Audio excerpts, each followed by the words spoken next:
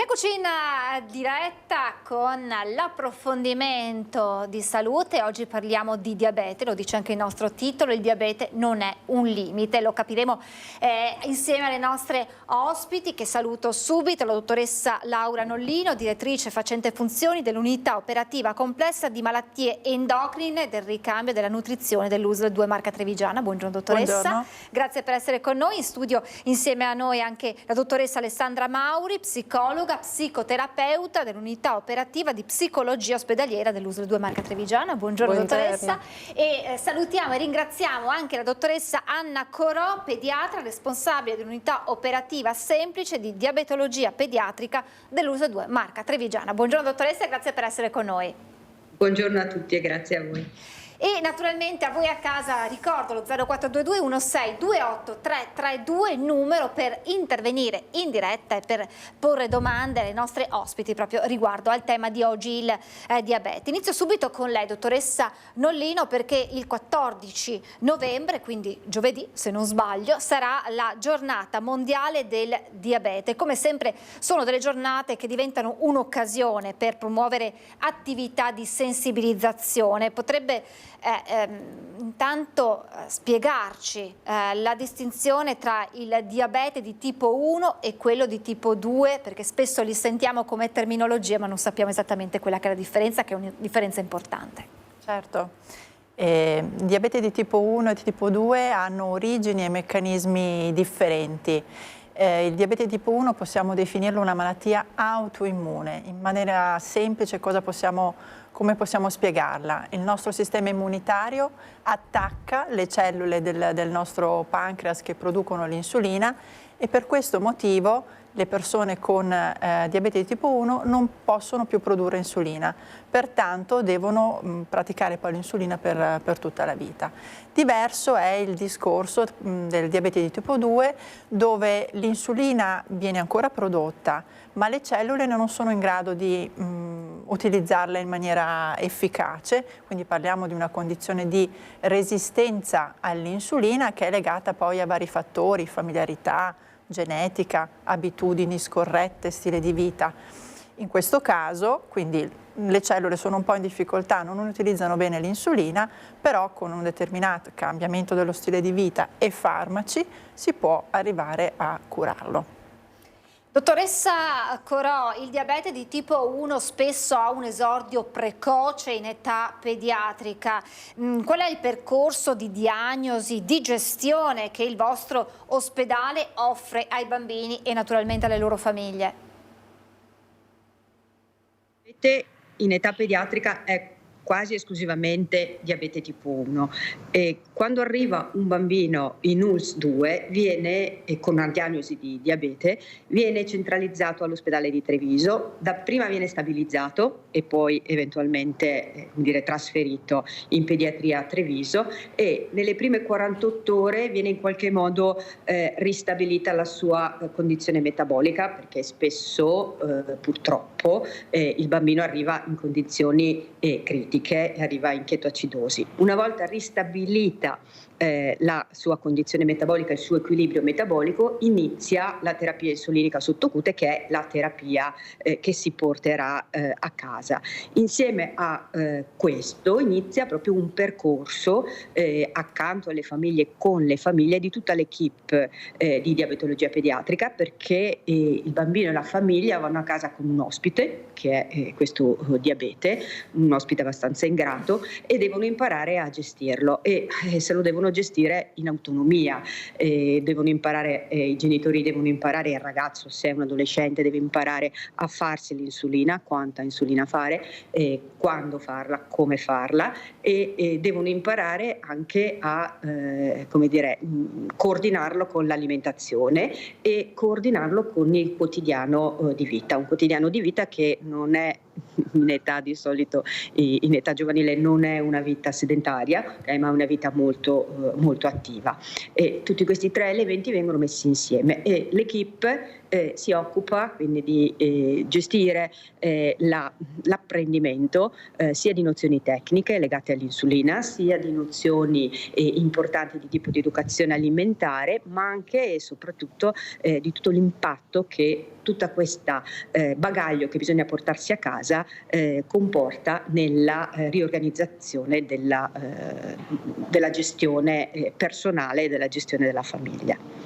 Quando ci sono diagnosi di patologie come queste, quando c'è questo ospite, come l'ha chiamato la dottoressa, indesiderato, chiaramente c'è un impatto che richiede la cooperazione e l'aiuto di più figure professionali, e l'equipe è proprio un'equipe multidisciplinare, come si suol dire. Dottoressa Mauri, le chiedo di spiegarci da chi è composto questo team e qual è il ruolo che riveste lo psicologo, perché sappiamo che c'è poi un impatto psicologico di fronte a certe diagnosi nel supporto ai pazienti durante il loro percorso di convivenza con la malattia. Sì, queste sono due tematiche veramente molto importanti. La prima che riguarda proprio la costruzione di un gruppo di lavoro che tra l'altro è trasversale a due unità operative importanti, perché il diabete, come diceva Anna, ha esordio in età evolutiva, quindi durante la fase di crescita del bambino, ma poi accompagna la persona in tutta la sua vita, la sua crescita, quindi sarà presente anche in adolescenza, ma anche nell'età adulta. E per la struttura che abbiamo noi nella sanità ci sono diverse funzioni di equip differenti, come la pediatria e la diabetologia dell'adulto. Quindi l'equip multidisciplinare è un'equip composta da più operatori che arrivano da diverse unità operative e che sono stati proprio formati per costruire un gruppo di lavoro che abbia diverse competenze ma che sono integrate tra di loro, in modo che la fatica che deve fare il paziente e la famiglia di integrare tutte le informazioni la facciamo prima noi operatori per lui. È come se potessimo in qualche modo un po' creare una forma di linguaggio arricchito e di interazione tra le varie cose che il soggetto e la sua famiglia, se è un bambino, devono apprendere, in modo che l'informazione arrivi già semplificata, digerita, utile, affinché loro possano veramente tornare a casa dopo un ricovero e dopo la prima stabilizzazione clinica con tutte quelle competenze che servono per potersi portare a casa il diabete. Quindi questa è molto importante, è un po' il nostro vanto, perché la nostra azienda ci permette anche di avere quegli spazi di confronto, di discussione, di creazione proprio di questa equip, che non è proprio così scontata, perché veniamo da unità operative diverse, dove ci sono orari di lavoro diversi, dove ci sono funzioni diverse dei vari operatori, anche banalmente reparti ambulatori da coordinare, quindi non è così semplice, così scontato, però è possibile. Mi piace raccontarvi che noi abbiamo creato un simbolo che rappresenta un pochino questa dimensione, che è il simbolo del quadrifoglio, perché sono le 4 competenze che servono per la gestione del diabete, che sono le emozioni, le competenze di autocontrollo, le competenze mediche e quelle legate all'alimentazione, che sono 4 proprio come le foglie del quadrifoglio e che ci servono per capire che il tutto è più della somma delle parti, proprio come la nostra operatività. Lo psicologo, io seguo questo progetto da tantissimi anni con i miei colleghi, ha funzioni diverse in momenti diversi. Una funzione importante è proprio quella di transizione. La mia e quella del dietista sono 2 figure di continuità, quindi accompagnano il paziente nella continuità di crescita. Li incontriamo all'esordio quando vengono ricoverati i bambini e le loro famiglie, e poi li accompagniamo nelle varie fasi di crescita e li transitiamo alla diabetologia dell'adulto, il che significa che favoriamo il passaggio di informazioni su un soggetto che noi già conosciamo e che quindi può mantenere una continuità di cura garantita un po' anche dalla nostra presenza. Una funzione importante è all'esordio. Lo psicologo ha la funzione di incontrare la famiglia in un momento di difficoltà, quando gli è stata comunicata la diagnosi di diabete, e di aiutarlo e verificare la comprensione, ma soprattutto di fare sì che l'impatto emotivo legittimo di paura, di preoccupazione, di ansia rispetto al futuro non vada a interferire troppo con l'apprendimento di informazioni che sono invece necessarie perché portino a casa anche delle competenze per per la gestione del diabete. Quindi c'è questa prima fase. Un'altra fase interessante è quella della transizione, ma soprattutto dell'adolescenza, dove la figura dello psicologo, sempre coadiuvata, perché in realtà il confronto è continuo e diretto, quindi non opero mai da sola, ma opero sempre in confronto con i colleghi. La funzione in adolescenza è un pochino più legata proprio a transitarli verso l'adultità, quindi verso uno spazio di autonomia, verso uno spazio di gestione che via via si fa sempre più autonomo. Poi ci sono delle situazioni magari più specifiche, come possono essere quelle legate alla tecnologia, quindi la possibilità di utilizzare nuovi strumenti tecnologici come il microinfusore. Allora andiamo a verificare quali sono le aspettative, come funziona, c'è un progetto specifico proprio su questo, e poi nei vari momenti della crescita della persona lo psicologo è una figura che può sostenere i genitori o il soggetto stesso nei vari passaggi di crescita, quindi possono essere passaggi a scuola, possono essere passaggi nell'adultità, andare via di casa, sposarsi, generare, quindi fare figli. E sono vari momenti della storia della persona in cui il diabete è sempre presente e lo psicologo ha funzione di supporto per aiutare a far emergere quelle che sono le risorse più utili per quella fase di crescita, per adattare sempre al diabete, perché il diabete è sempre lo stesso, la persona no, e quindi in questo momento è come se ci fossero persone diverse che devono gestire quello stesso diabete, no? Il bambino col genitore, l'adolescente in autonomia, l'adulto al lavoro, all'università via, nei viaggi, quindi in questa dimensione il supporto dell'equipe e l'intervento psicologico sostiene proprio queste fasi di crescita, aiutando anche a far emergere tutte quelle risorse che sono più adeguate per quel momento specifico. Diventate parte della famiglia. Sì, un po' sì, un po' sì. Chiaramente, nella fase iniziale diventate un cuscino per attutire quella che è l'impatto della diagnosi, e dall'altra poi accompagnate famiglia e paziente nel percorso della sua vita. Lo ha accennato la dottoressa Mauri delle nuove tecnologie, perché nella gestione del diabete la tecnologia è fondamentale. Ci sono tecnologie importanti che intervengono, ce le può illustrare, dottoressa Nollini? Sì, diciamo che la tecnologia negli ultimi anni ha fatto dei passi avanti notevoli e questo ha cambiato anche radicalmente proprio il modo di gestire il diabete stesso. Innanzitutto possiamo dire che dall'arrivo dei sensori per il monitoraggio in continuo della glicemia effettivamente tutto è cambiato, da una parte per il paziente che doveva prima pungersi tutte le volte con il pungidito dal dito, e dall'altra anche perché abbiamo un sacco di informazioni in più nel vedere l'andamento nelle 24 ore della glicemia e come la vita impatta per esempio sull'andamento della glicemia stessa. Quindi sicuramente questo è stato la prima grande svolta. Successivamente, ma comunque anche questi esistono da molto tempo, abbiamo sempre di più perfezionato i microinfusori. Che cosa sono i microinfusori? Sono possiamo definirle pompe di insulina, erogatori di insulina in continuo, che vengono poi decisi di volta in volta tra il medico e il paziente, tra i vari modelli, e che ci permettono anche questo di evitare, no, la somministrazione con le penne 4-5 volte al giorno come sempre accade. Un tempo questi due tipi di tecnologie erano separate, non comunicavano tra di loro. Negli ultimi anni invece la svolta più impattante è stata proprio quella di integrare i due sistemi, quindi i sensori e i microinfusori, all'interno di quello che chiamiamo un sistema integrato o pancreas artificiale, che all'interno con degli algoritmi specifici permette ai due sistemi di dialogare, quindi attraverso i dati che comunica il sensore, il microinfusore erogare l'insulina. Ovviamente non sono dei sistemi totalmente automatici, ma la direzione è quella. Per il prossimo futuro possiamo definirli semi-automatici, dove comunque è importante l'intervento del paziente, ma sappiamo benissimo, la dottoressa Corò può ben riferirlo, che ormai è la terapia migliore, diciamo, per i nostri pazienti, che è entrata ormai anche nelle linee guida nazionali come terapia di riferimento per il diabete tipo 1 fin dall'esordio. Abbiamo una chiamata in linea. Pronto, buongiorno. Sì, buongiorno, la signora Vencato. Volevo capire, soffro di diabete di tipo 2 da 3 anni. In contemporanea mi è venuta anche la sindrome della bocca urente. C'è correlazione?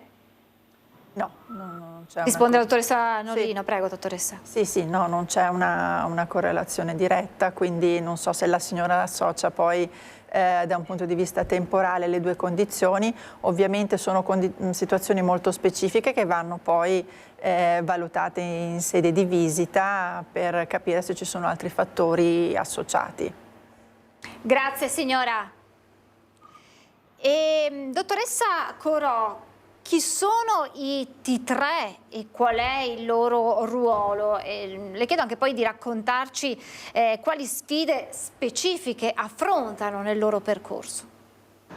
Sì, allora i T3 sono definiti tutti coloro che in qualche modo restano coinvolti in questa avventura diabete quando il diabete arriva in casa, quindi il bambino è il T1, okay? I T3 sono i genitori, ma possono essere anche i fratelli, caregiver, parenti, chi in qualche modo si occupa insieme al protagonista che ha il diabete della gestione. Per noi in pediatria i T3 sono i genitori fondamentalmente. Noi quando cominciamo la formazione per rendere autonomi, per rendere capaci nella gestione di questa patologia cronica i ragazzi, in realtà spesso in primis lavoriamo con i genitori, a seconda dell'età del ragazzo, ma fondamentalmente si parte dalla famiglia, si parte dai genitori. I genitori si trovano un equilibrio familiare che viene in qualche modo sconvolto, che viene in qualche modo rovesciato dal diabete e piano piano ritornano ad un equilibrio.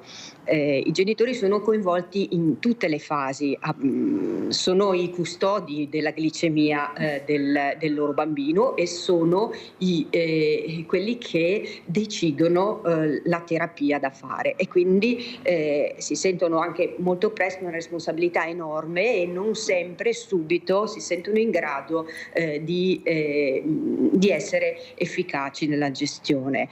Noi li rassicuriamo perché diventano più bravi di noi, perché lo fanno H24, però all'inizio è difficile. Gli spazi per i genitori sono soprattutto man mano che, quando il bambino è piccolo, poi man mano sempre meno, sono importantissimi e sono spazi durante la visita, ma sono spazi anche di educazione terapeutica dedicata durante l'anno, perché tutto passa attraverso un sistema famiglia. Se il sistema famiglia funziona bene, probabilmente anche la terapia viene fatta in maniera più efficace. Quando il sistema famiglia fa fatica, anche la gestione del diabete ne risente. Assolutamente sì, immaginiamo che viene stravolta tutta quella che è la gestione e comunque anche quell'approccio di cui si parlava con la dottoressa Mauri è fondamentale e proprio per questo il tema 2024-2026 della giornata mondiale del diabete a livello internazionale sarà diabete e benessere che sappiamo che passa sia per il benessere fisico che per quello mentale. L'adolescenza, ce lo accennava prima dottoressa, è un momento particolarmente complesso, lo è già di per sé e diventa ancora più complesso nel momento in cui si deve convivere con una patologia come questa. Quali sono le principali difficoltà che i giovani e quindi anche le loro famiglie affrontano in questa fase della vita? E insomma abbiamo capito che il vostro supporto è fondamentale, l'abbiamo detto prima, fate parte della loro famiglia in tutte le fasi. Questo ci facilita anche proprio entrare nelle fasi più critiche, no? Nel senso che poi proprio perché li conosciamo fin dal primo momento dell'esordio, questo ci permette anche di poter essere utili e efficaci nei momenti più critici. L'adolescenza è un momento particolare della vita della persona, non necessariamente negativo, perché è anche un momento molto bello in cui i ragazzi hanno il massimo massimo dell'energia creativa, il massimo della disponibilità a esplorare, il massimo della voglia di capire le cose, di capire come funziona il mondo. Però essere accompagnati in adolescenza da una dimensione cronica di cui ti devi occupare in prima persona può essere un momento sfidante. E questo perché? Perché ci sono due passaggi importanti, uno che riguarda la dipendenza e l'indipendenza. Loro sono insulinodipendenti ed essendo l'insulina sempre gestita dal genitore quando loro sono piccoli o comunque prevalentemente gestita dal genitore, il rischio è che siano anche genitori dipendenti e quindi la spinta che c'è nell'adolescenza invece è quella dell'autonomia, del fare da soli, del riuscire a costruirsi una propria competenza. In quella situazione la famiglia e il giovane vanno proprio accompagnati a costruire una nuova modalità di funzionamento. Bisogna aiutare i familiari, i T3 come giustamente diceva Anna, che sono i genitori, a fidarsi e piano piano ad allungare un pochino la loro disponibilità. Io dico sempre che il cerchio di gestione si allarga perché i ragazzi hanno bisogno di spazi di autonomia sempre più grandi, loro spingono per un cerchio più grande, i genitori tendono a proteggerli in un cerchio più piccolo, quindi bisogna sempre cercare un po' di modulare la dimensione della loro autonomia. L'altro elemento che invece è un pochino più critico, che riguarda l'adolescenza di tutti, è quello legato alle competenze che si stanno sviluppando. Quindi una volta si diceva sono gli ormoni che in adolescenza creano tutta quella turbolenza, adesso le neuroscienze ci dicono che più che gli ormoni da soli è anche un po' il funzionamento del nostro cervello. In realtà non abbiamo ancora ben sviluppato delle funzioni importanti che sono i lobi frontali che ci servono a prendere le giuste decisioni e quindi i ragazzi tendono ad avere tanta energia ma poca capacità decisionale, poca capacità di gestire gli effetti delle loro decisioni. Quindi l'adolescenza è quel periodo un pochino più difficile perché l'impulsività e la voglia di fare spingono un po' in direzioni che, e questo vale per tutti gli adolescenti, che non sempre sono facili da gestire. Però allo stesso tempo è il momento in cui devono essere trasmesse e anche condivise le competenze di gestione, perché in quest'età si fanno esperienze di autonomia, si va al campo scout da soli, si va in gita con la scuola, si va con l'oratorio a fare il campeggio estivo e i ragazzi non si possono portare la mamma appresso, quindi devono comunque imparare ad essere autonomi in questa gestione. E i genitori devono imparare a lasciare soprattutto sì, devono riuscire a gestire quella legittima paura che possa succedere qualche cosa, no? Quindi è proprio un lavoro che si fa da entrambe le parti nel creare questo spazio di fiducia, anche introducendo altre figure, no? Altri T3, cioè il capo scout piuttosto che la gestione ai professori, piuttosto che la gestione ad altri adulti di riferimento che prendono un po' il testimone di poter monitorare, aiutare, gestire. L'altra cosa difficile, un po' sfidante per i ragazzi con diabete in quest'età è che all'età adolescente abbiamo tutti voglia di essere uguali agli altri. Ad esempio abbiamo tutti voglia di avere le stesse scarpe, lo stesso zaino, lo stesso modo di vestire, perché la spinta è quella più dell'uguaglianza rispetto alla differenza e quindi un elemento che crea differenza può destabilizzare un po'.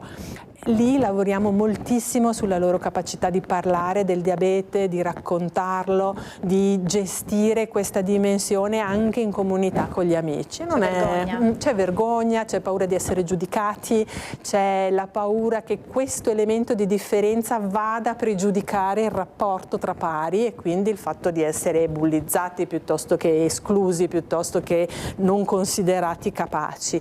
E rispetto a questo le competenze che vanno sviluppate insieme ai genitori ma anche alle altre figure, per cui appunto anche nello scautismo, nello sport, in gruppi giovani di varia natura, è proprio quello di riuscire a imparare a considerare la differenza come un valore, non un difetto. E lì c'è del lavoro, no, da fare rispetto a loro, con le famiglie, con anche tutte le figure di riferimento di quell'età che sono appunto le varie figure sociali. I ragazzi tendono magari a non parlare del loro diabete e questo però poi preclude la loro capacità di gestirlo in modo corretto. Quindi se io vado a mangiare la pizza con i miei coetanei e non parlo del fatto che devo fare l'insulina e il controllo prima di mangiare la pizza, posso andare a pregiudicare in maniera significativa poi la mia terapia e la gestione della glicemia nel tempo successivo. Quindi trovare sempre la giusta misura, anche adattandola alle diverse personalità, perché ovviamente i ragazzi non sono tutti uguali, quindi qualcuno è anche più disponibile, più capace, no? Nell'essere essere più estroverso, di includere i suoi amici, la sua cerchia sociale dentro il diabete, e di solito ne risultano delle bellissime situazioni, perché i ragazzi poi quando vengono inclusi sono molto solidali gli uni con gli altri, no? Quindi poi quando riescono ad imparare a parlare del loro diabete scoprono che i loro coetanei sono curiosi, interessati, disponibili, che hanno voglia di sostenerli, e quindi poi si creano delle situazioni molto belle. Però quel passaggio lì è un passaggio che va facilitato, perché a volte non è così semplice. Quindi potrebbe parlare anche nelle scuole delle patologie, quelle più diffuse, chiaramente diventa complicato, però sarebbe interessante poter fare questa sensibilizzazione tra i ragazzi. Assolutamente, anche perché è quello che diciamo sempre ai ragazzi, è che non tutti sono tenuti a sapere tutto, no? Per cui a volte il tema rispetto alla curiosità o alla ignoranza in senso stretto, cioè se una cosa non la so ovviamente non la capisco, quindi essere aiutati a capire in che cosa consiste questa situazione ci aiuta anche proprio poi a gestirla nel modo migliore. Per quanto riguarda le scuole, poi Anna lo sa bene perché se ne occupa in prima persona, noi abbiamo degli spazi di sensibilizzazione, educazione agli insegnanti, però sicuramente allargare un po' anche a questa dimensione così più personale, più legata proprio alla propria capacità di relazionarsi con gli altri, è un tema sul quale noi lavoriamo sempre in tutti i percorsi di educazione terapeutica, nei campi scuola, negli interventi. C'è un lavoro continuo che nasce proprio da quando sono piccini, cioè una delle prime cose che io chiedo quando tornano nei controlli dopo il ricovero è: hai parlato con i tuoi compagni, l'hai raccontato ai tuoi amici, cosa ti hanno chiesto, com'è andata, proprio per sensibilizzare e aiutarli a vedere che di questa cosa si può parlare, che comunque è una dimensione che può essere condivisa, che anzi aumenta il legame tra le persone, perché se hai un problema io posso aiutarti e posso stare con te e occuparmene. Quindi l'adolescenza ha le sue criticità, è un momento sicuramente importante che noi tendiamo a monitorare sia in gruppi che con i campi scuola che con degli incontri individuali, proprio per aiutare a trasbordare. Io la immagino sempre come un passaggio da questo lato del fiume a quello, no? In mezzo c'è un po' di turbolenza, ma se abbiamo una buona rotta possiamo arrivarci. Proprio perché il diabete non è un limite, e tra pochissimo, subito dopo la pausa pubblicitaria, parleremo proprio delle iniziative con la dottoressa Corò, tra cui appunto i campi per i ragazzi delle scuole medie, proprio per questa operazione di apertura, perché lo ripetiamo, il diabete non è un limite. Pubblicità tra pochissimo. Siamo tornati in diretta, stiamo parlando di diabete che non deve essere un limite. Insieme alla dottoressa Mauri abbiamo capito di quello che è il lavoro che viene fatto in tutte le fasi della vita, e l'adolescenza rappresenta una fase molto delicata. Iniziative che coinvolgono la persona malata ma anche gli altri amici, nel particolare se parliamo dei più giovani. Dottoressa Corò, tra le vostre attività di educazione terapeutica, poi le chiederò anche delle iniziative nella scuola, ma ci incuriosiscono quelle che sono le esperienze dei campi rivolti ai ragazzi delle scuole medie e superiori con il diabete di tipo 1, che lei ci ha spiegato in modo molto preciso riguardare proprio l'età pediatrica dei più giovani. In cosa consistono questi campi e che obiettivi intendono raggiungere? Allora, i campi scuola sono delle esperienze residenziali, per cui noi fondamentalmente portiamo via gruppi di ragazzi divisi per fasce di età, ragazzi delle scuole medie o ragazzi delle superiori, e li portiamo per 3, 4, 5 giorni in vacanza. Non è proprio una vacanza, ma insomma via con noi. In questa esperienza noi cerchiamo di riprodurre il quotidiano di vita, dove inseriamo la gestione del diabete, però all'interno di un quotidiano che è anche un quotidiano un po' straordinario. Siamo partiti un po' di anni fa ormai con una prima esperienza che coinvolgeva ragazzi così dalla seconda media alla seconda superiore, e nel tempo abbiamo un pochettino declinato meglio le esperienze, anche crescendo come equip ma anche crescendo come numeri di assistiti, e adesso siamo arrivati a proporne 4 tipi di esperienze, di cui 2 più classiche, dove l'esperienza è di riflessione, ma di riflessione attiva, dove quello che viviamo viene in qualche modo poi elaborato e all'interno della quotidianità, gestione del pasto, gestione della passeggiata, gestione della pizza, gestione della festa, viene elaborato insieme in un confronto diretto tra ragazzi e in un confronto anche con gli operatori, e altre invece 2 esperienze sempre dedicate, uno ai più grandi e uno ai più piccoli, dove invece l'accento è posto all'attività fisica, un campo sulla neve, se arriva, per i ragazzi più piccoli, e invece un trekking in alta montagna per i ragazzi delle superiori, dove l'esperienza dell'attività motoria, che è fondamentale nella gestione, se vogliamo, del diabete, ma che comunque implica delle attenzioni e delle capacità di gestione che richiedono competenze, che richiedono riflessione, e farlo in compagnia, farlo insieme, farlo tra pari, è qualcosa che, come dire, parla da solo, è qualcosa che dà dei risultati decisamente migliori che affrontare la stessa faccenda in maniera asettica, in maniera così più teorica. Le esperienze di campo scuola sono delle belle esperienze di condivisione per i ragazzi, sono anche e soprattutto un osservatorio privilegiato per noi operatori per capire quali sono le reali necessità dei ragazzi e per rendere più efficaci anche il nostro sostegno, il nostro percorso durante tutto l'anno. Poi le chiederò anche delle iniziative per le scuole, che cosa c'è di concreto proprio per portare il diabete a conoscenza dei ragazzi, perché non diventi una barriera nel confronto con i propri coetanei.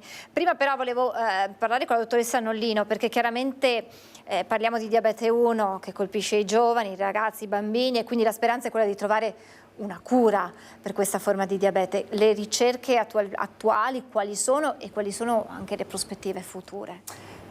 Qualche anno fa eravamo molto dubbiosi, no, nel dare questa risposta alla domanda che tutti i pazienti ci facevano: ma ci sarà una cura definitiva per il diabete di tipo 1? Oggi in realtà c'è molto fermento tra i ricercatori, perché è un momento, possiamo definirlo vivace, storico. Possiamo dire che sì, non sappiamo dire quando, ma sicuramente c'è molto ottimismo per i risultati delle ricerche in corso. I ricercatori stanno lavorando su 2 filoni, insomma, di ricerca. Da una parte cure per chi il diabete di tipo 1 ce l'ha già, dall'altra per chi ancora non ce l'ha, ma sappiamo che in Italia, l'Italia è uno dei primi paesi al mondo che ha ad oggi una legge che è stata approvata l'anno scorso, che ha approvato lo screening in età pediatrica del diabete tipo 1 e della celiachia.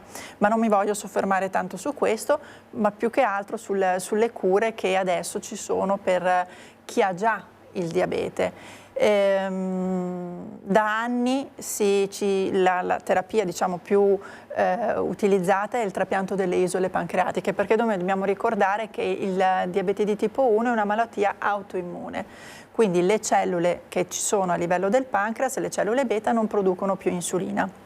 Quindi cosa si fa? Si trapiantano le cellule beta da donatori di organi. Ovviamente non sono cellule, sono cellule estranee al nostro corpo, e quindi il nostro sistema immunitario non le riconosce come proprie e quindi le attacca. Qual è il lato negativo di questa terapia? È la terapia immunosoppressiva. Quindi i pazienti che si sottopongono al trapianto delle isole pancreatiche devono comunque seguire a vita una terapia immunosoppressiva. Dall'altra però si sta molto lavorando, cercando di trovare altre fonti per avere a disposizione queste cellule che producono l'insulina. E quindi c'è tutto il filone delle terapie sperimentali avanzate con le cellule staminali, quindi noi sentiamo sempre parlare di cellule staminali, e in questo campo è quello che sta avendo molto sviluppo, cellule staminali che possono avere origine embrionale oppure dalle cellule proprio autologhe prelevate dal sangue periferico. Ovviamente c'è molto più interesse adesso su questo filone perché probabilmente potremmo ovviare nel tempo a un'emoterapia immunosoppressiva. Questo non lo sappiamo. Ci sono un sacco di ricerche in corso che provano anche a proteggere queste cellule beta pancreatiche da un possibile comunque attacco del nostro sistema immunitario. Come? Proteggendole con anche dei sistemi di incapsulamento all'interno del nostro organismo per evitare che vengano poi nuovamente distrutte. Quindi insomma è attivo il mondo dei ricercatori per chi il diabete ce l'ha già. Poi c'è tutto il filone dell'immunoterapia che si sta anche questo sui social, vediamo diffondersi molte informazioni, e questo è una terapia che è come se avesse lo scopo di andare a modulare il nostro sistema immunitario per evitare poi che queste cellule del nostro pancreas vengano poi distrutte. Qual è il punto? È che queste terapie vanno iniziate in un'epoca preclinica, si dice, no? Una forma di diabete preclinico. E noi come facciamo a sapere se questa persona ha il diabete di tipo 1? Questo è possibile soltanto con dello screening, quindi screening che viene effettuato attraverso la ricerca di anticorpi che il nostro stesso corpo produce, autoanticorpi. E per questo che l'Italia si è fatta promotrice di questo screening, che poi a livello ministeriale si sta ben definendo come sarà. Quindi sicuramente ecco, abbiamo due filoni che adesso sembrano separati, ma è possibile anche che nel prossimo futuro a un trapianto potrà essere associata a un'immunoterapia, quindi trapianterò delle cellule provenienti, anche modificate geneticamente, che produrranno la nostra insulina per un po' di tempo, e poi in un futuro potrò associare anche delle terapie immunomodulatrici che permetteranno a queste cellule di vivere più tempo, perché appunto il problema del diabete di tipo 1 è proprio questa memoria, si definisce anche memoria d'elefante, no? Che non si dimentica mai di nulla, ecco, e quindi direi che siamo fiduciosi. Però quanto prossimo è questo futuro, dottoressa? Però. Io sono fiduciosa, per esempio già il fatto di iniziare, il Veneto ancora non è nelle regioni pilota dello screening del diabete di tipo 1, io partirei da piccoli passi, no? Intanto con queste fasi di screening che inizieranno in regioni pilota, avremo un primo obiettivo, quello di evitare tante complicazioni acute da diabete di tipo 1. Quindi, come diceva la dottoressa Corò, i bambini arrivano in ospedale in una condizione acuta di chetoacidosi, e quando sarà disponibile su più larga scala potremo arrivare a ridurre l'incidenza di questa grave complicanza. E il farmaco di cui si parla ormai da tempo, il Teplizumab, già è stato approvato dall'FDA, quindi in America, quindi ci sono buone possibilità che insomma non passi tanto tempo, però i ricercatori danno delle tempistiche, quindi anch'io non mi sbilancio. Lo sappiamo che è sempre difficile nel campo della ricerca dare delle scadenze, degli obiettivi temporali certi, chiaramente, ed è anche giusto così. Dottoressa Corò, velocemente alcune iniziative che portano il diabete nelle scuole per sensibilizzare poi i ragazzi, e poi torniamo a parlarne anche con la dottoressa Mauri. Allora, una iniziativa importante che portiamo avanti da tantissimi anni, ma che è un po' fondamentale, è quello di istruire in qualche modo gli insegnanti che hanno i bambini e i ragazzi a scuola con il diabete. È una formazione un po' di base, ma è una formazione che ci viene richiesta e a cui aderiscono moltissime scuole, moltissimi insegnanti.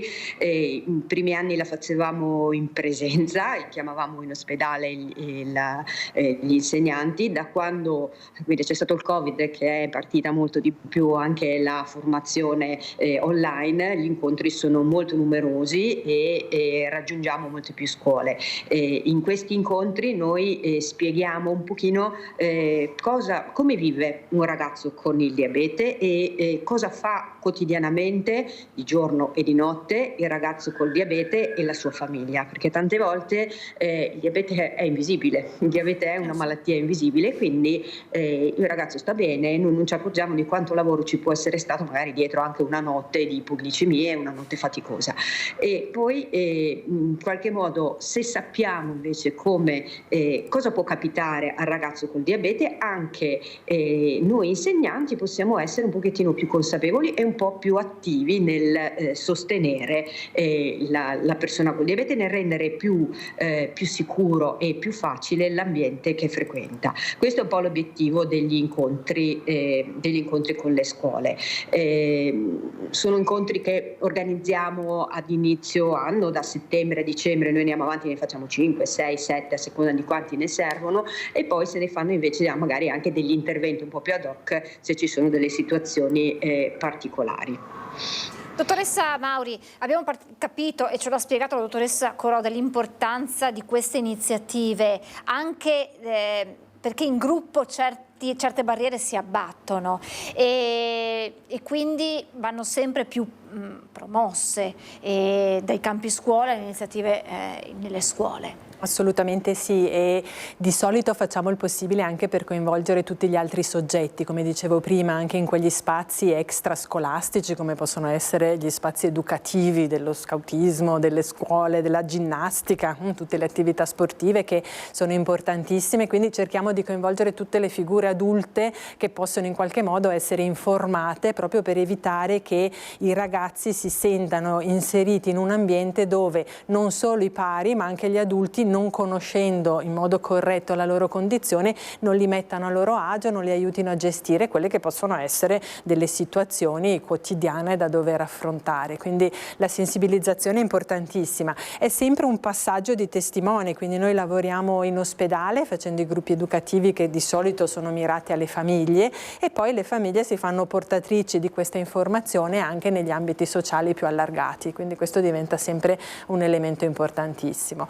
E poi con l'iniziativa che presenteremo tra poco vogliamo allargare ulteriormente, fare un passo in più. Volevo chiederle, perché prima lei aveva fatto un accenno al bullismo, sì, se il diabete può diventare un tramite per atti di bullismo, se vi è mai successo? Può diventare un oggetto di bullismo, nel senso che il bullismo si caratterizza per la dimensione di attenzione rispetto a un elemento di differenza, e il diabete può essere un elemento di differenza che caratterizza alcuni dei ragazzi, e quindi può diventare in questa dimensione un oggetto di bullismo. Per fortuna devo dire che nella nostra esperienza i casi sono molto rari, e proprio per questo rapporto fiduciario che si crea con le famiglie e con le scuole riusciamo a intervenire in tempi molto veloci per andare a ridurre e a eliminare questo tipo di situazioni. Però, come altre situazioni che definiscono una qualche forma di differenza, anche il diabete può qualche volta essere oggetto di bullismo. Devo dire che non è una situazione così diffusa, per fortuna, e non è neanche una situazione che nella mia esperienza abbia mai raggiunto condizioni critiche, quindi di doverci portare a delle preoccupazioni o degli interventi più significativi. Di solito succede qualche cosa, c'è qualche piccola tempesta che si crea a livello del piccolo gruppo, e perché gli insegnanti sono stati formati a tenere d'occhio anche questa dimensione, perché i ragazzi sono abituati a riferire ai genitori e loro a riferire a noi, riusciamo a fare sempre degli interventi tempestivi per tamponare, ridurre e intervenire in maniera precoce in modo da non farlo diventare un vero problema. Non è una cosa che possiamo escludere, ma per fortuna non è così frequente. ci rincuora. Abbiamo Sì, decisamente. un telespettatore o telespettatrice in linea. Pronto? Buongiorno. Buongiorno, Prego. sono la mamma di un bambino che ha il diabete, ha 15 anni. Volevo anche fare non una domanda, o neanche proporre, diciamo, che ci fosse più sensibilizzazione nelle associazioni sportive al di fuori delle scuole anche. Perché ha avuto delle difficoltà suo figlio in questo senso, signora? No, difficoltà no, però vedo che devo essere presente io come genitore quando fa l'allenamento, così insomma non è proprio, non voglio dire che non si prendono la responsabilità, però preferiscono che ci sia il papà o la mamma presente, insomma, quando fa o la partita oppure l'allenamento, ecco. Grazie davvero.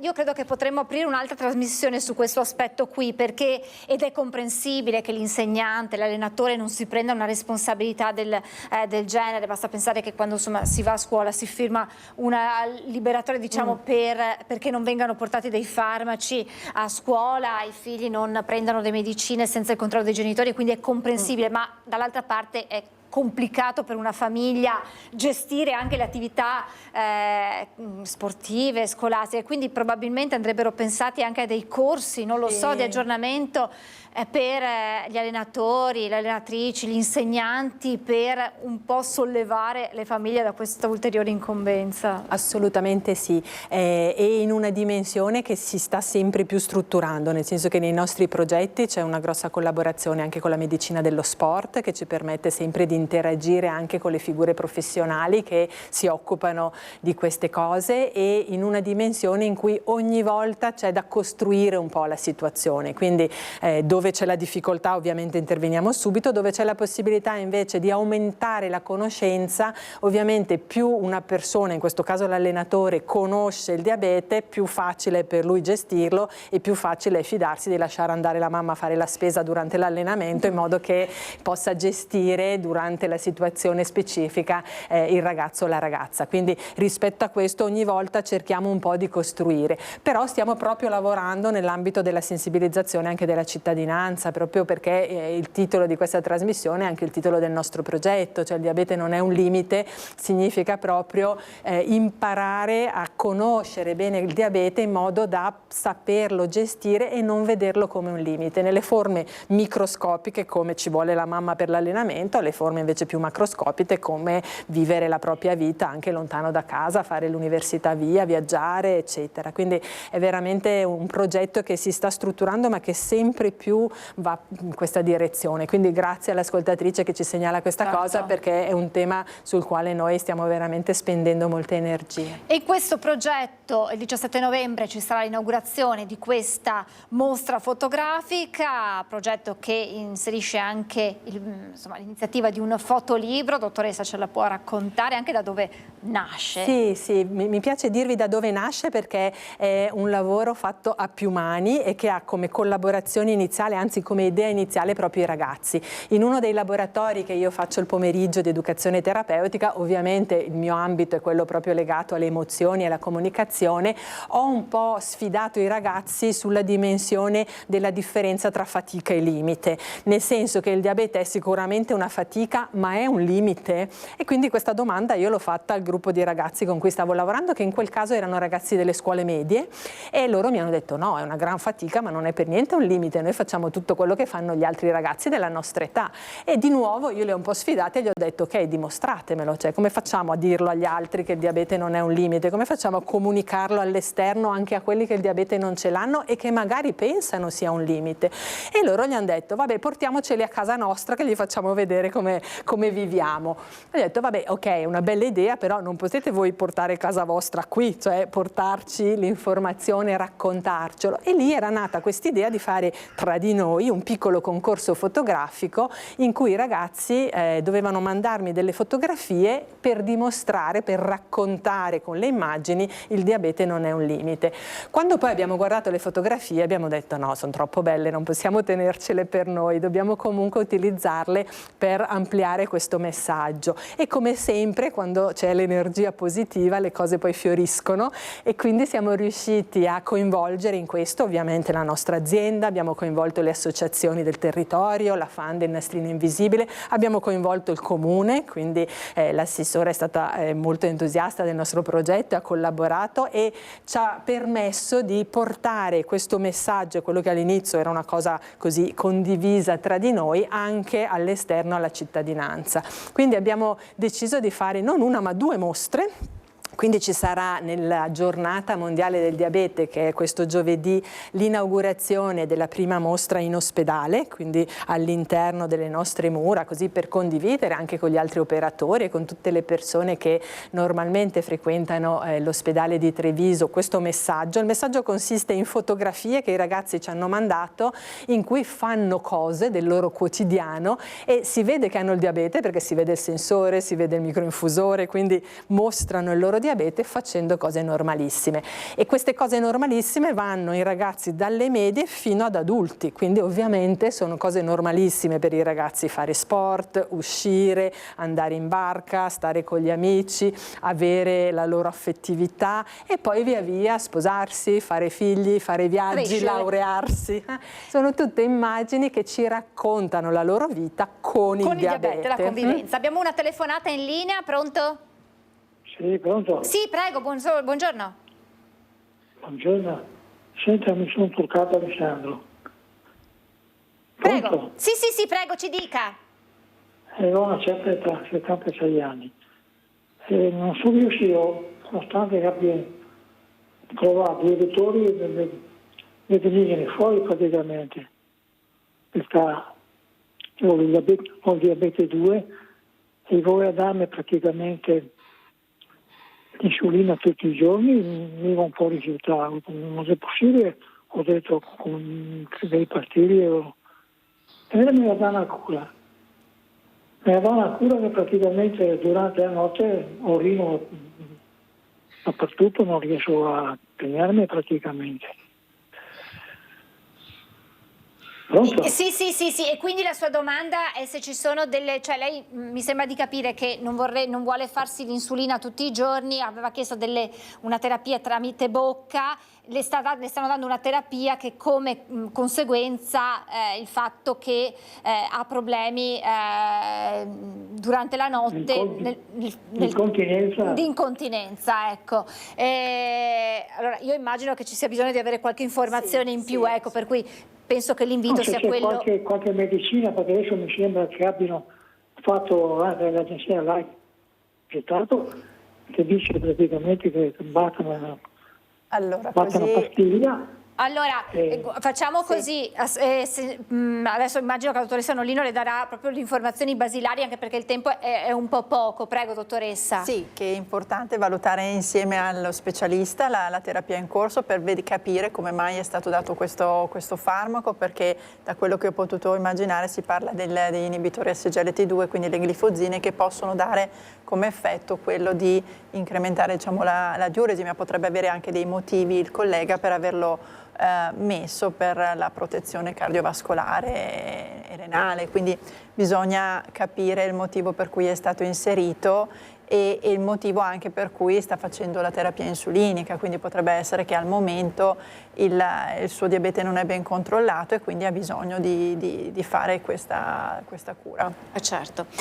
Grazie telespettatori, noi siamo in chiusura. Io ringrazio davvero tantissimo le mie ospiti perché ci hanno aiutato a conoscere molto di più del diabete, non solo dal punto di vista medico ma anche proprio dall'apporto psicologico che è fondamentale nel percorso di questi pazienti. Grazie alla dottoressa Laura Nollino, grazie alla dottoressa Alessandra Mauri e grazie alla dottoressa Anna Corò. Grazie dottoressa per essere stati con noi, grazie a voi per averci seguito. Io vi lascio ai documentari Filosofi in cucina e a seguire Le belle arti in Cina. Grazie a tutti voi. Buon pomeriggio, grazie ancora.